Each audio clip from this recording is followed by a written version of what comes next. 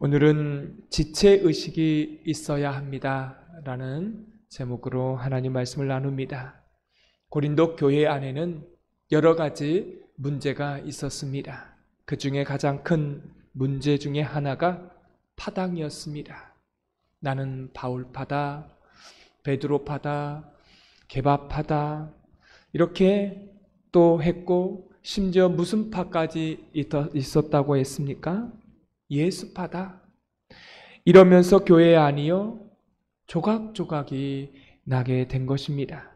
이게 교회 안에 얼마나 심각한 문제입니까? 또 한 가지는 애탄식을 하는데 부자는 부자끼리 모여서 맛있는 음식을 먹고 가난한 사람들은 가난한 사람들끼리 먹으면서 먹을 게 없으니까 서로 또 비교당하고 무시당하고 이런 일들이 고린도 교회 안에 벌어지게 된 것입니다. 이 사도 바울이 이 문제를 가지고 음식 나눠서 먹어라 이런 식으로 문제를 해결하지 않았습니다. 이런 식으로 해결한다고 문제가 해결되지 않기 때문입니다. 서로 싸우지 마라. 무슨 예수파가 있고 게바파가 어디 있느냐? 우리는 다 하나다. 이렇게 말하지 않고 사도 바울은 교회론을 다시 정립시킵니다. 교회가 무엇인지를 이 사도 바울을 통해서 고린도 교회에 주시는 말씀이었습니다. 사랑하는 성도 여러분, 교회의 원형은 우리가 알다시피 아브라함이 쌓았던 단이었습니다. 하나님 앞에 이삭을 바쳤던 그 단이 나중에 성막으로 바뀌게 됩니다. 그 성막이요, 어린 양의 제사가 이루어지는 그 성막이 나중에 솔로몬 시대에는 성전으로 바뀌게 됩니다. 또 이스라엘 백성들이 바벨론 포로로 잡혀가게 되니까 이제는 성전에서 예배 드릴 수가 없잖아요. 그래서 만든 것이 회당이었습니다. 회당에서는 다음 세대에게 신앙 전승을 위해서 교육을 했습니다. 그 회당이 나중에 교회가 초대교회에 탄생을 하게 되는 것이죠. 사도 바울이 말한 것은 교회는요, 건물이 아니다라는 것입니다. 여러분, 교회는 예수 그리스도를 구주로 고백하는 사람들의 모임이 교회이지 않습니까? 사도 바울은 이 교회론이 잘못되었기 때문에 고린도 교회 안에 이런 파당이 생겼다라고 보는 것입니다. 그러면 사도 바울이 고백했던 이 기독교 전승 가운데 우리 기독교, 이 개신교 전통에서 가장 중요한 세 가지 교회론이 있습니다. 첫째는 사도지향적인 교회론입니다. 하나님께서 우리 자신들을 각각 다 개인들을 사도로 부르셨다고 하는 것입니다. 그래서 우리는 다 사도인 겁니다. 목사만 사도인 게 아니라 여러분도 사도입니다. 이 사도라는 말은 하나님께서 특별한 소명을 가지고 부름받은 사람이라는 뜻입니다. 그래서 그런 사람들이 모인 곳이요, 교회인 것입니다. 이게 사도지향적인 교회입니다. 여러분, 이게 왜 중요하냐면 예전에는 누구만 사도라고 그렇게 생각을 했습니까? 12명의 제자만 사도다. 부활을 지켜본 사람, 십자가 사건을 경험한 사람, 부활하신 예수님을 만난 사람만 사도라고 그렇게 규정했습니다. 그러나 초대교회 역사를 보면 성령님께서 특별한 사명을 가지고 각각의 성도들을 부르셨습니다.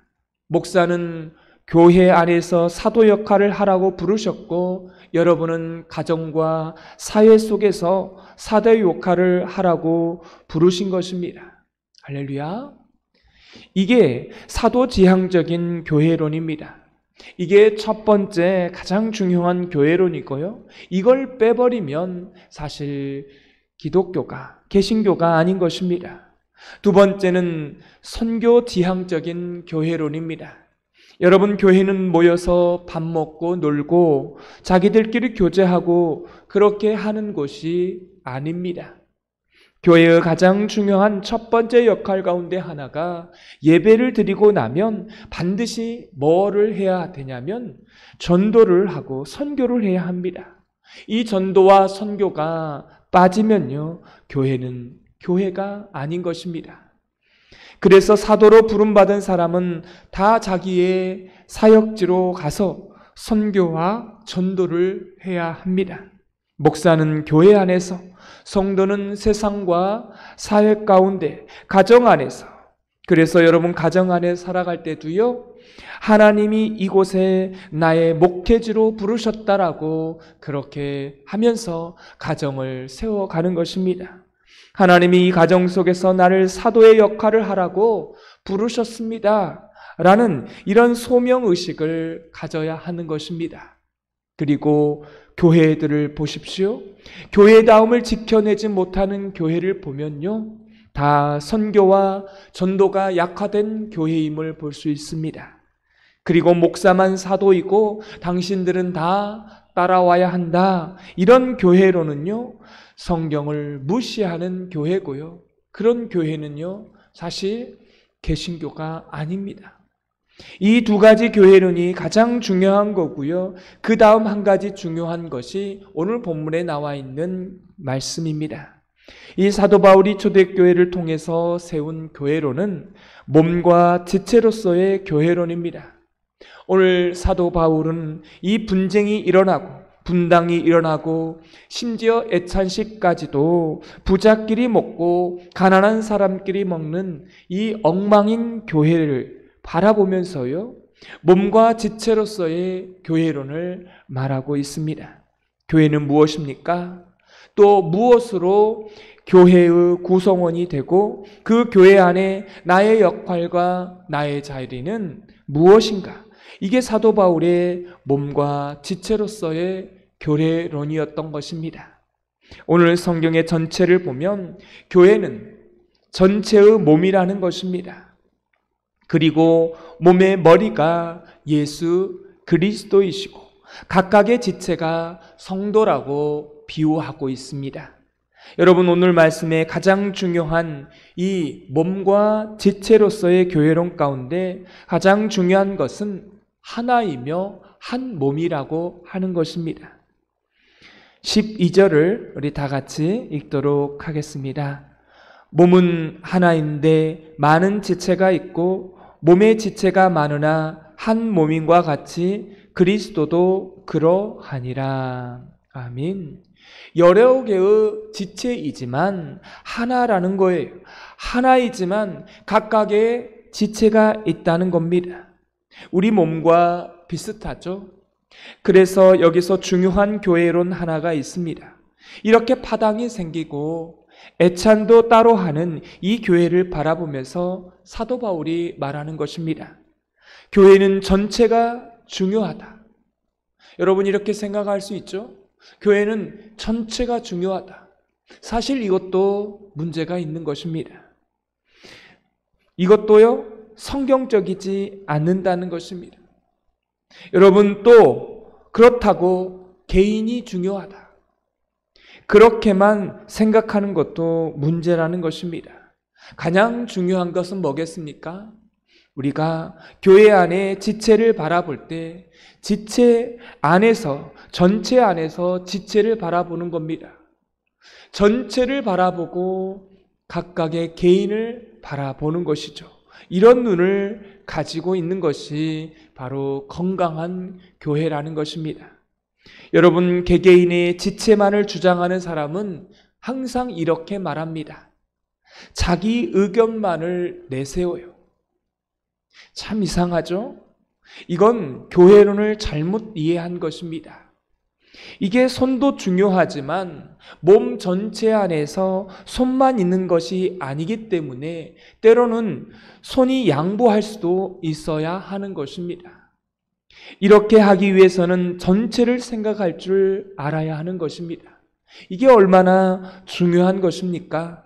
여러분, 그래서 자기 의견도 중요하고 자기 뜻도 중요하지만 특별히 그리스도의 몸이 전체 안에서 자기 자신을 생각하고 그러면서 배려하고 양보할 줄 아는 게 교회론을 바르게 이해하는 것입니다. 여러분 또 생각해 보십시오.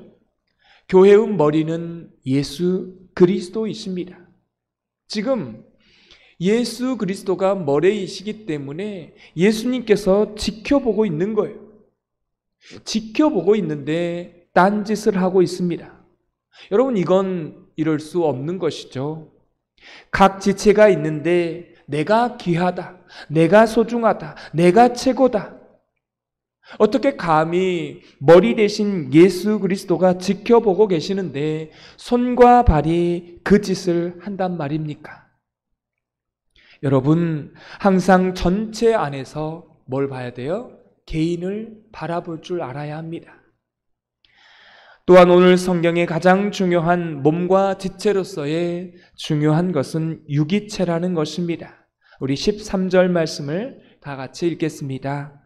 우리가 유대인이나 헬라인이나 종이나 자유인이나 다 한 성령으로 세례를 받아 한 몸이 되었고 또 다 한 성령을 마시게 하셨느니라. 아멘. 여기서 가장 중요한 단어는요, 연결되어 있다라는 것입니다. 이게 유기체라는 말이에요. 손은 손으로서의 독립체가 아닙니다. 손은 온 몸과 연결되어 있고 특별히 머리와 또 연결되어 있습니다. 우리 몸을 보십시오. 우리 몸이 다 연결되어 있다는 것을 우리가 어떻게 압니까? 피가 온몸 구석구석을 돕니다. 저는 그 피의 역할이 성령님의 역할이라고 믿습니다. 우리 안에 괴사되는 부분이 있어요. 왜 괴사가 되는 거예요? 몸 가운데에 괴사되는 부분이 있다라면 왜 그 몸이, 그 지체가 괴사가 되는 거예요? 피가 안 통하니까. 피가 안 통하니까요, 괴사가 되는 것입니다. 내가 그리스도의 몸 안에 다 붙어 있지만 성령님께서 그 안에 역사하지 않고 성령님을 통하지 않으면 그 몸은 붙어 있으나 괴사가 된다라고 하는 것입니다. 그래서 우리는 항상 그리스도 안에서 하나다, 연결되어 있다라고 그렇게 생각해야 합니다. 여기서 우리가 알아야 되는 게 있습니다. 저 사람이 불행해 하면 나도 불행해야 한다는 겁니다. 저 사람이 아프면 나도 아파야 된다는 겁니다. 어떻게 이걸 알 수 있나요? 여러분 집에 가서 바늘로 한번 손을 찔러보세요. 살짝 찔러보세요. 그럼 어디가 아픈가요?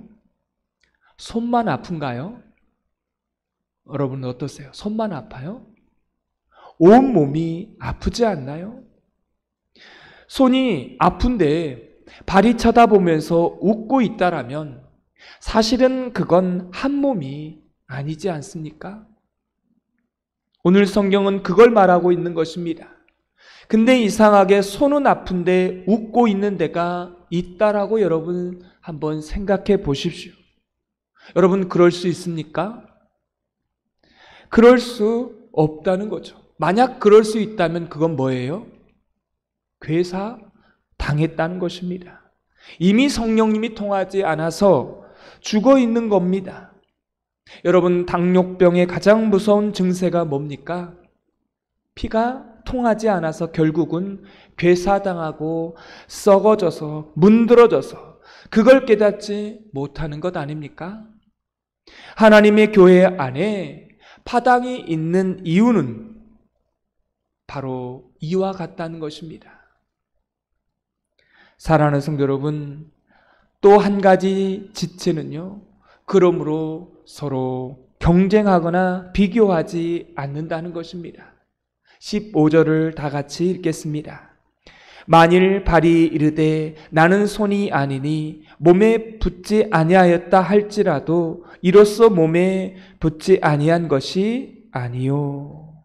손과 발은요, 서로 협력하고 돕는 관계지 서로 경쟁하지 않습니다. 그래서 서로 비교하지 않아요. 손과 발이 쳐다보면서 너보다 내가 더 낫다, 이런 말을 하지 않습니다. 우리가 어느 장소에 필요한 곳이 있다라면 우리를 데려가 주는 그 지체가 뭐예요? 발이잖아요. 우리가 어디 가고 싶다 그러면 발이 나를 데려다 주는 거예요. 그럼 그곳에서 무언가를 만드는 일은 뭐가 하는 거예요? 손이 하는 거예요. 각각의 역할과 기능이 있는 것입니다. 그래서 교회 안에는요, 쓰레기통이 없습니다. 쓰레기통이 없다는 말은 뭐겠습니까? 교회 안에 필요 없는 사람은 없다라는 거예요. 우리 말씀교회 모든 성도들이요, 다 필요 있는 분이시라는 것입니다. 여러분, 아무리 악한 사람일지라도 그 악한 사람의 역할이 따로 있다는 것입니다. 12명의 제자 가운데에 그 12명의 제자 가운데에도요, 가룟 유다가 있는 거예요. 아무리 악한 사람일지라도 그 악한 사람은요, 악한 사람 나름대로 쓰임을 받습니다. 선한 사람은 선한 사람답게 쓰임을 받고, 성숙한 사람은 성숙한 사람답게, 미숙한 사람은 미숙한 사람답게 쓰여지게 되는 것입니다. 여러분, 이걸 우리가 인정하셔야 합니다. 그래서 오늘 성경은 서로 무시하지 말라고 말하고 있고, 약한 지체가 더 요긴하다라고 22절에 나와 있습니다. 우리 22절 말씀을 다 같이 읽겠습니다. 그뿐 아니라 더 약하게 보이는 몸의 지체가 도리어 요긴하고. 여러분, 우리 몸에 췌장이 있습니다. 저 등짝의 가장 뒤에 장기 뒤쪽에 있어서요, 이게 잘 발견이 되지 않습니다.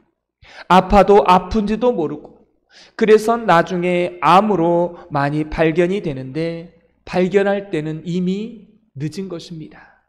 그래서 생명을 잃게 된다는 거예요. 이 췌장이라는 게 굉장히 연약해 보이고 작습니다. 근데 거기에 암이 한번 딱 걸리면 가장 최단시간에 끝난다는 거예요.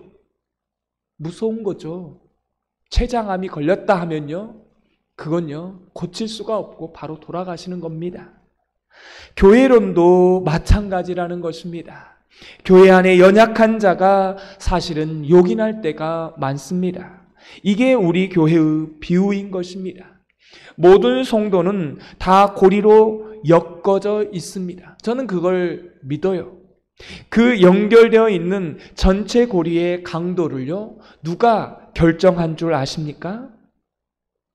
고리마다 다 연결이 되어 있는데 그 연결고리에 그 고리가 있는데 강도를 누가 결정하는 것입니까?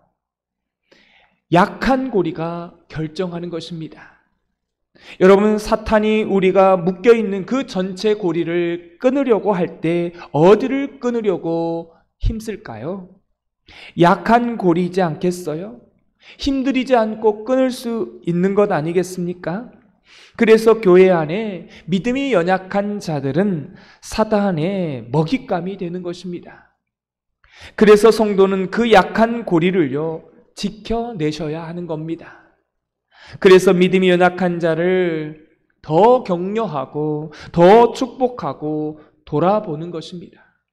그렇게 되는 우리 교회가 되기를 소망합니다. 여러분, 이런 성경적인 교회론을 우리 교회가 잘 지켜내어서 건강한 교회가 되기를 바라고, 우리 교회가 그런 건강한 교회로 함께 만들어가면 좋겠습니다. 오늘 말씀의 느낌과 깨달은 점을 적어보시고, 해야 될 것과 하지 말아야 될 것 한 가지씩 적어보시고 이 말씀대로 살게 해달라고 기도하는 시간 갖겠습니다. 기도하겠습니다. 하나님 아버지, 교회론은 사도 지향적인 교회론과 선교 지향적인 교회론과 오늘 본문에 나와 있는 몸과 지체로서의 교회론이 있음을 알게 하여 주시고, 교회의 머리는 예수 그리스도이시며 우리는 서로 분리될 수 없는 한 몸이기에 지체의식을 가지고 자기 자신만을 주장하지 않고 전체를 생각하고 서로 배려하고 양보해 주는 저희들 되게 하여 주옵소서. 교회는 유기체로서 서로 다 연결되어 있기 때문에 함께 울고 함께 아파하고 함께 할 수 있는 그런 교회가 되기를 원합니다. 그래서 서로 경쟁하거나 비교하지 않고 서로 무시하지 않는 그런 교회, 약하기 때문에 더 격려하고 축복해 줄 수 있는 그런 지체의식을 갖는 정말 멋있는 교회, 건강한 교회가 우리 교회가 되게 하여 주옵소서. 예수님의 이름으로 기도드리옵나이다. 아멘. 하늘에 계신